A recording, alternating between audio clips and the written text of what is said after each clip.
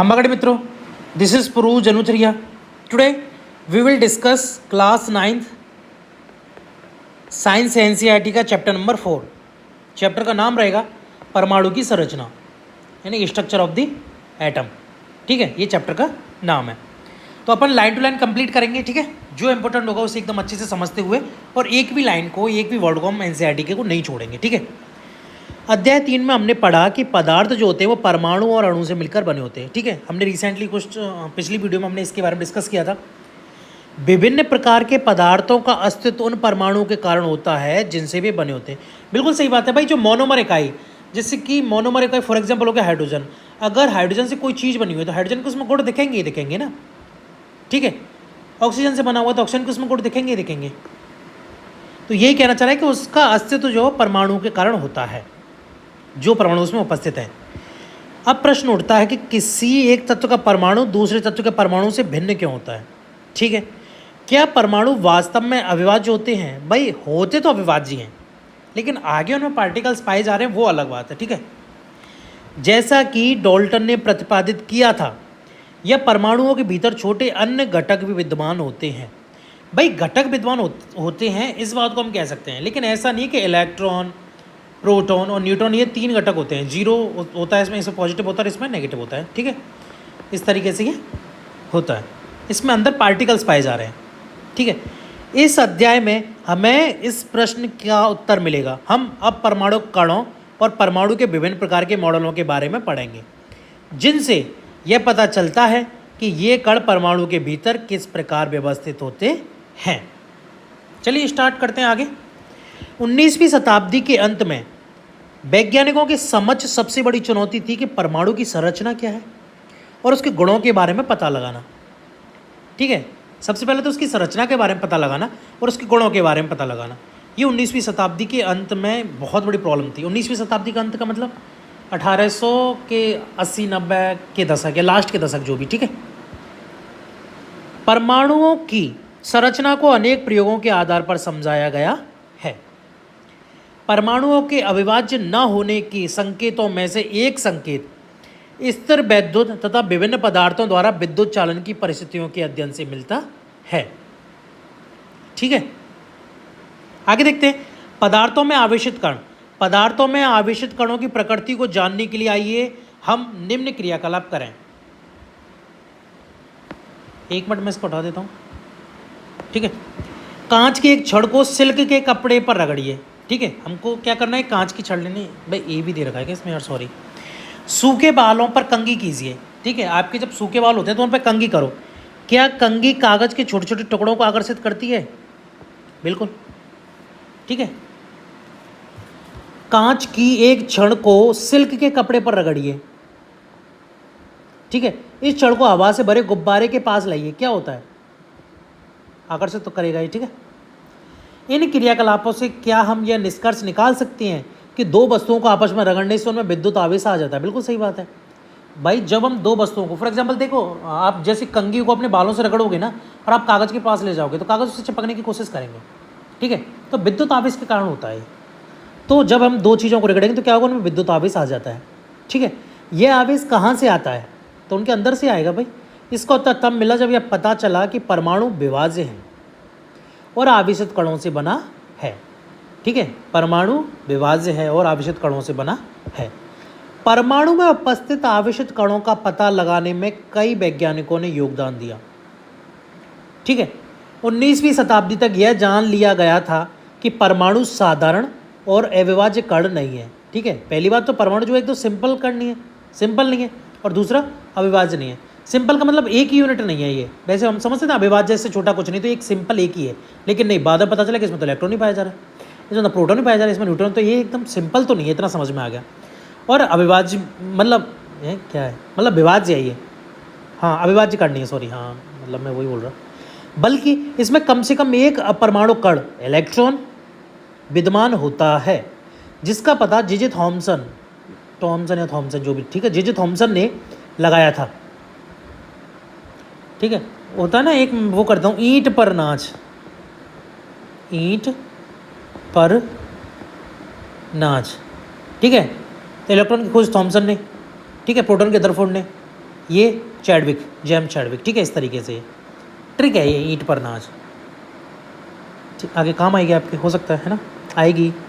Electron के संबंध में जानकारी प्राप्त होने के पहले, ठीक है, इलेक्ट्रॉन के संबंध में जब जानकारी हमें हुई उससे पहले ये गोल्डस्टीन ने 1886 में एक नए विकिरण की खोज की जिसे उन्होंने कैनाल रे का नाम दिया। ये किरणें धनावेशित विकिरण थी, ठीक है। 1886 में क्या हुआ, एक नए विकिरण की खोज की। ये विकिरण कौन सी थी, कैनाल रे थी, ठीक है, गोल्डस्टीन ने की थी 1886 में। ये जो थी वो धनावेशित विकिरण थी जिसके द्वारा अंततः दूसरे अपरमाणु कणों की खोज हुई, ठीक है। ये धनावेशित मिल गई हमको, तो और दूसरे जो कण हैं उनकी खोज हुई। इन कणों का आवेश इलेक्ट्रॉन के आवेश के बराबर था। भाई धनावेशित और ऋणावेशित तो आकर्षित होंगे, प्रोटॉन है वो जो होगा वो मतलब प्रतिकर्षित होगा, किंतु विपरीत था। भाई धनावेशित ऋणावेशित तो विपरीत है। इनका द्रव्यमान इलेक्ट्रॉन की अपेक्षा लगभग 2000 गुणा अधिक था, ठीक है। जो वेट था वो इलेक्ट्रॉन से 2000 गुणा अधिक था।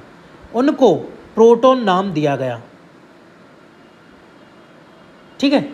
इनको क्या नाम दिया गया, प्रोटॉन नाम दिया गया। मतलब इलेक्ट्रॉन हो गया नेगेटिवली चार्ज, प्रोटॉन जो हो गया वो पॉजिटिवली चार्ज हो गया, ठीक है। इलेक्ट्रॉन का वेट जो है वो प्रोटॉन से 2000 गुणा कम है, या फिर प्रोटॉन का वेट जो है वो 2000 गुणा ज़्यादा है, ठीक है। सामान्यतः इलेक्ट्रॉन के द्वारा और प्रोटॉन को पी पॉजिटिव, ई नेगेटिव, पी पॉजिटिव के द्वारा दर्शाया जाता है। प्रोटॉन का द्रव्यमान 1 इकाई और इसका आवेश +1 लिया जाता है। इलेक्ट्रॉन का द्रव्यमान नगण्य और आवेश -1 माना जाता है, ठीक है। इलेक्ट्रॉन का जो एटॉमिक मास होता है, सॉरी जो मास होता है वो ना के बराबर होता है और इसमें आवेश जो होता है वो -1 होता है, ठीक है। ऐसा माना गया है कि परमाणु प्रोटॉन और इलेक्ट्रॉन से बने हैं जो परस्पर आवेशों को संतुलित करते हैं, ठीक है। एक परमाणु है उसमें कोई भी चार्ज क्यों नहीं है, ठीक है, वो जो है न्यूट्रल है। न्यूट्रल किस वजह से है, क्योंकि इलेक्ट्रॉन का जो चार्ज है, अरे प्रोटॉन उल्टा हो गया, हाँ मतलब ये, ठीक है। इलेक्ट्रॉन का जो चार्ज है प्रोटॉन का जो चार्ज है वो एक दूसरे के विपरीत है, बराबर, तो ये न्यूट्रल कर देते हैं एक दूसरे को, नल एंड वॉइड कर देते हैं, ठीक है। यह भी प्रतीत हुआ कि प्रोटॉन परमाणु के सबसे भीतरी भाग में होते हैं, ठीक है। प्रोटॉन जो होते हैं एक नाभिक में जो होता है उसमें पाए जाएंगे प्रोटॉन जितने, और इलेक्ट्रॉन यहाँ पे इधर उधर जो कक्ष वगैरह होते हैं उनमें पाए जाते हैं। इलेक्ट्रॉनों को आसानी से निकाला जा सकता है, बिल्कुल सही बात है, ठीक है। आवेश जो आता है उनमें पॉजिटिव आया नेगेटिव आया वो इलेक्ट्रॉन का आदान प्रदान से आता है। नेगेटिव आया तो इलेक्ट्रॉन ले लिया उसने, पॉजिटिव आया तो इलेक्ट्रॉन दे दिया उसने, ठीक है। लेकिन प्रोटोनों को नहीं निकाला जा सकता क्योंकि प्रोटॉन जो वो नाभिक में पाया जा रहा है इनको निकाला नहीं जा सकता, ठीक है। अब क्योंकि इनका वेट का काम होता है, न्यूट्रॉन और प्रोटॉन मिलकर वेट करते हैं, एटॉमिक मास, ठीक है, मॉलिक्यूलर मास, एटॉमिक मास जो भी एक्सेट्रा। अब सबसे बड़ा प्रश्न यह था कि ये कण परमाणु की संरचना किस प्रकार करते हैं। हमें इस प्रश्न का उत्तर नीचे मिलेगा। चलिए स्टार्ट करते हैं आगे। परमाणु की संरचना, हमने अध्याय 3 में डाल्टन के परमाणु सिद्धांत के बारे में पढ़ा था, ठीक है, जिसके अनुसार परमाणु अविभाज्य और अविनाशी होता है। लेकिन परमाणु के भीतर 2 मूल कण इलेक्ट्रॉन और प्रोटॉन की खोज ने डाल्टन के परमाणु सिद्धांत की इस धारणा को गलत साबित कर दिया, ठीक है। डाल्टन पहले मानते थे, पहले का डाल्टन ने ये माना कि परमाणु जो होता है वो अविभाज्य होता है, ठीक है। लेकिन जैसे इलेक्ट्रॉन और प्रोटॉन की खोज हुई तो फिर इनके सिद्धांत को मतलब गलत साबित कर दिया गया कि ऐसा नहीं है, भाई इलेक्ट्रॉन और प्रोटॉन भी इसके अंदर पाए जा रहे हैं। अब यह जानना आवश्यक था कि इलेक्ट्रॉन और प्रोटॉन परमाणु के भीतर किस तरह व्यवस्थित है।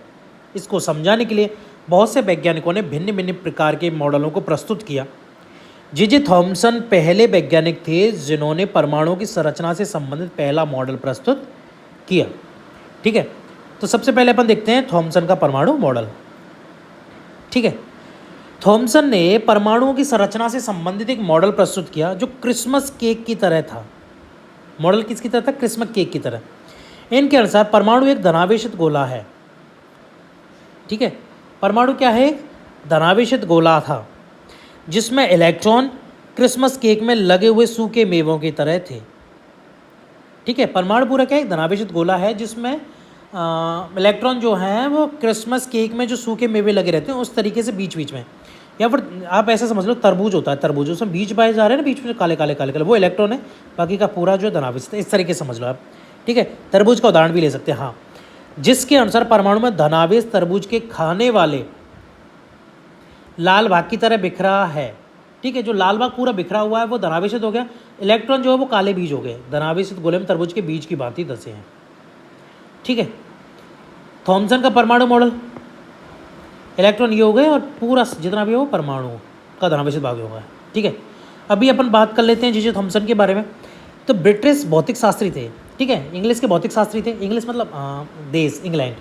ठीक है, तो इंग्लैंड के भौतिक शास्त्री थे जे थॉमसन।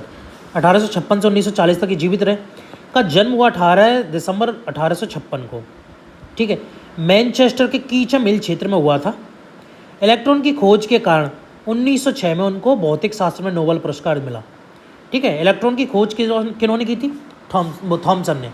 ठीक है, टॉमसन या थॉमसन। ठीक है, मैंने बोला था ना ईट इलेक्ट्रॉन टॉमसन।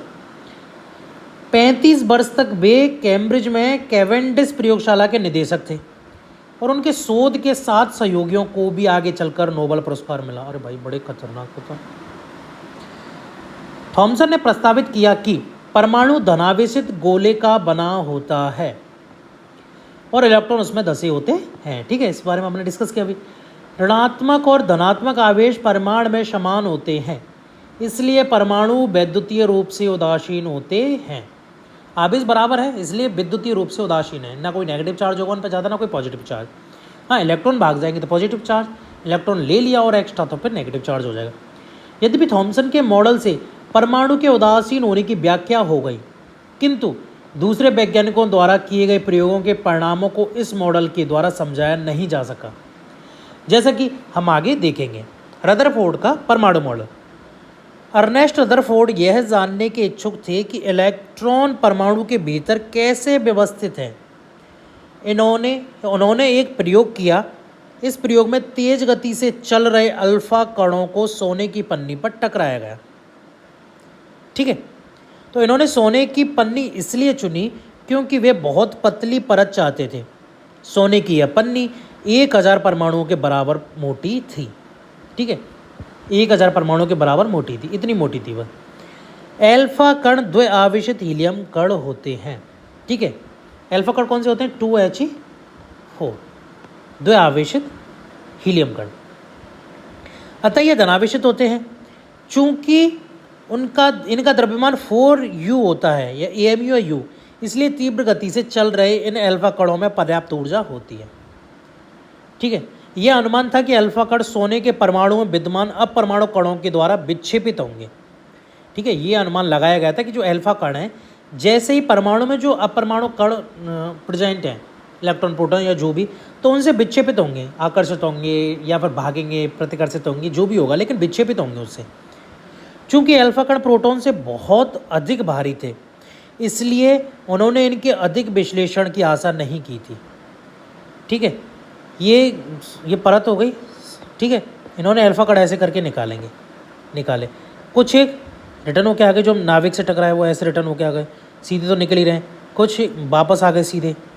ठीक है, ये बढ़ गए, जो भी आगे जाके टकराए वो लौटे आए। इस तरीके से जो है ये हुआ। लेकिन अल्फा कण प्रकीर्णन प्रयोग ने आशा के बिल्कुल विपरीत परिणाम दिया। इससे निम्नलिखित परिणाम मिले। ठीक है, इन्होंने क्या, बिल्कुल आशा के विपरीत ही जो है उसका आंसर मिला। वो एक्चुअली क्या थॉमसन ने क्या बोला, पूरे में पॉजिटिव चार्ज फैला हुआ है, लेकिन जब रिजल्ट किया या प्रयोग किया तब क्या पता चला कि बीच में सिर्फ पॉजिटिव है। जैसे ही देखो मैं बताता हूँ, एक बटर को मिटा के देखो, ये जैसे ही इसके सीधे 180 डिग्री पे गया तो लौट के आ गया ये। तो इसका मतलब कोई एक जगह पर, बाकी के सीधे निकलते गए, कुछ कोई एंगल पे गए, है ना, इस तरीके से अलग अलग। तो इससे अलग एकदम विपरीत रिजल्ट मिला। वो क्या था, तेज गति से चल रहे अधिकतर अल्फा कण सोने की पन्नी से सीधे निकल गए। बिल्कुल सही बात है भाई, पूरा खाली है ना एटम, जो होता है पूरा खाली होता है। कुछ अल्फा कण पन्नी के द्वारा बहुत छोटे कोण से विक्षेपित हुए। ठीक है, क्योंकि वो नाभिक के पास में गए। अगर वो तिरछे जाएंगे, जैसे यहाँ से निकले तो थोड़ा सा वो हो गए, ठीक है, थोड़ा तिरछे गए तो ऐसे चले गए, सीधे गए तो बिल्कुल लौटे आए, ठीक है, ऐसे गए तो इस तरीके से वो अलग अलग विक्षेपित हो गए। आश्चर्यजनक रूप से प्रत्येक 12,000 कणों में से एक कण वापस आ गया। ठीक है, जितने भी बौछार हो रही थी उसमें से 12,000 कण में से कोई एक कण वापस आ रहा था।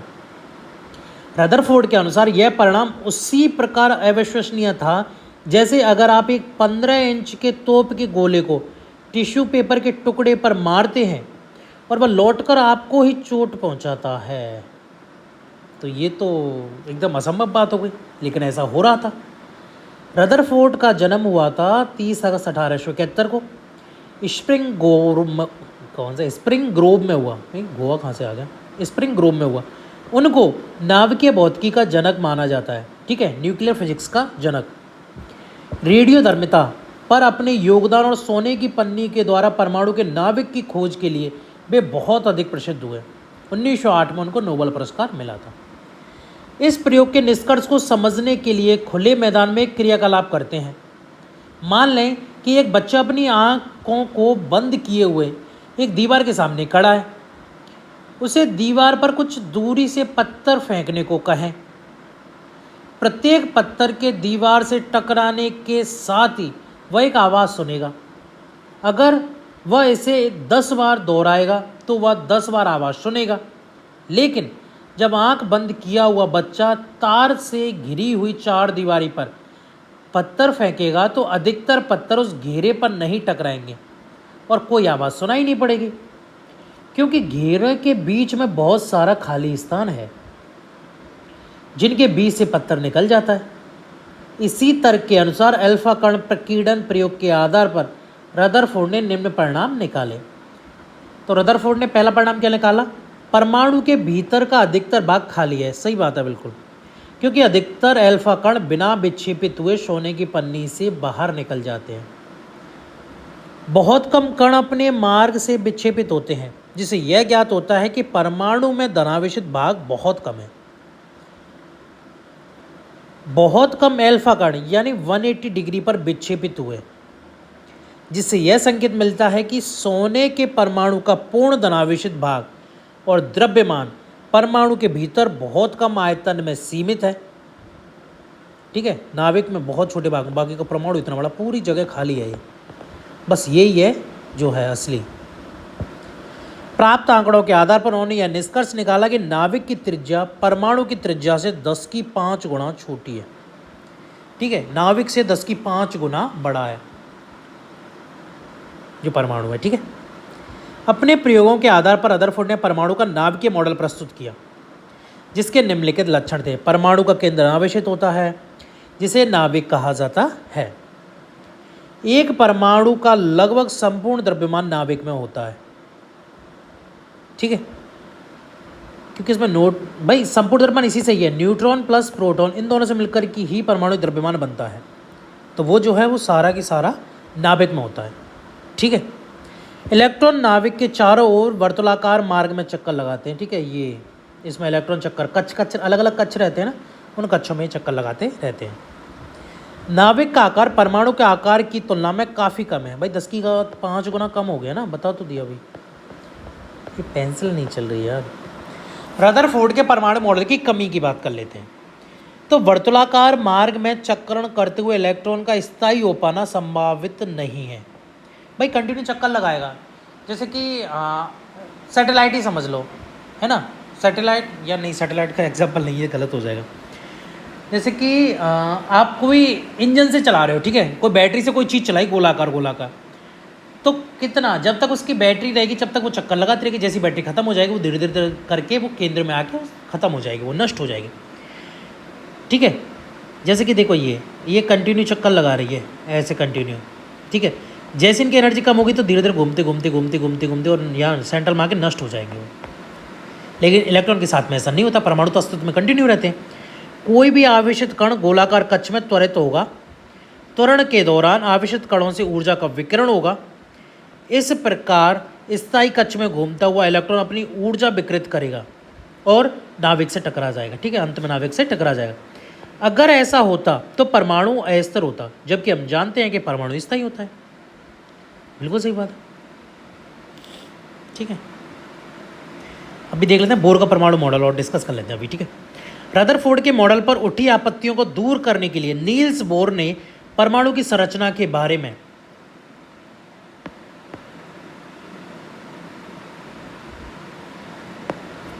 निम्नलिखित अवधारणा प्रस्तुत की।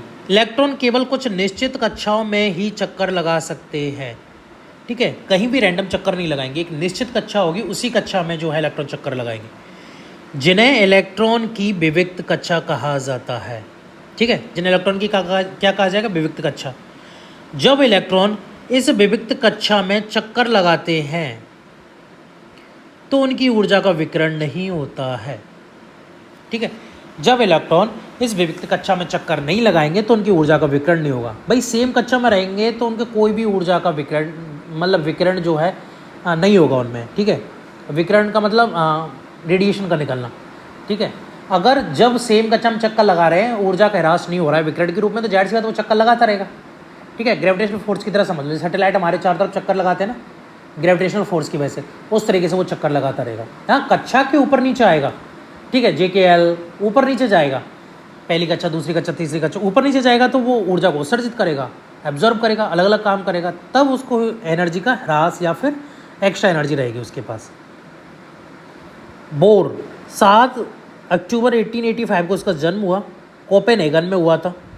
1916 में कोपेनहेगन विश्वविद्यालय में उनको भौतिक शास्त्र का प्रोफेसर नियुक्त किया गया। 1922 में उनको परमाणु की संरचना पर अपने योगदान के लिए नोबेल पुरस्कार मिला। ठीक है, परमाणु की संरचना पर अपने योगदान के लिए उनको नोबेल प्राइज़ मिला था। प्रोफेसर बोर के विविध लेखों पर आधारित 3 पुस्तकें प्रकाशित हैं। ठीक है, तो बोर की कौन कौन सी 3 पुस्तकें प्रकाशित हैं? The theory of spectra and atomic constitution, second है एटॉमिक थ्योरी, एंड थर्ड है द डिस्क्रिप्शन ऑफ नेचर। ठीक है, ये इनकी 3 बुक है, the theory of spectra and atomic constitution, atomic theory and the description of nature. आगे discuss करते हैं। इन कक्षाओं को ऊर्जा स्तर कहते हैं। ठीक है, अलग अलग विविक्त कक्षाओं में कर रहा है ना, इन कक्षाओं क्या करेंगे, ऊर्जा स्तर कहते हैं। चित्र 4.3 में एक परमाणु के ऊर्जा स्तरों को दिखाया गया है। ठीक है, जैसे K, L, M, N। ठीक है, KN1, LN2, MN3, NN4। ठीक है, अलग अलग कक्षा ये चक्कर हो गए। ठीक है, अलग अलग ये कक्षाएं KLMN या 1 2 3 4 के द्वारा दर्शाई जाती हैं। तो चलिए फिलहाल के लिए इतना ही, इससे संबंधित आगे की चर्चा हम अगली वीडियो में करेंगे। Thank you.